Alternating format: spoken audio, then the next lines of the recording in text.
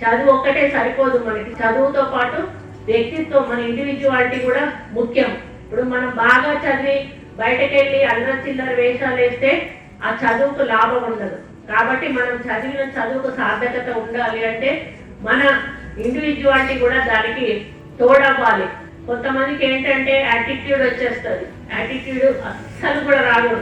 నేను 95లో డైరెక్ట్ గా house wife నుంచి నేను మండల పరిషత్ ఎన్నిక కావడం జరిగింది.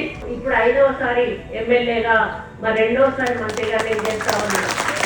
అందరూ అడుగుతారు నన్ను, ఏం మేడం మీరు మినిస్టర్స్ అంటే ఇట్లా ఎట్లా కట్టుకుంటారు చీరలు, అట్లా కట్టుకుంటారు, ఇట్లా తయారవుతారు, అట్లా తయారవుతారు అని. అంటే మనం పుట్టినప్పటి నుంచి మినిస్టర్లు అంగాము. నేను హౌస్ వైఫ్ నుంచి మినిస్టర్గా వచ్చాను.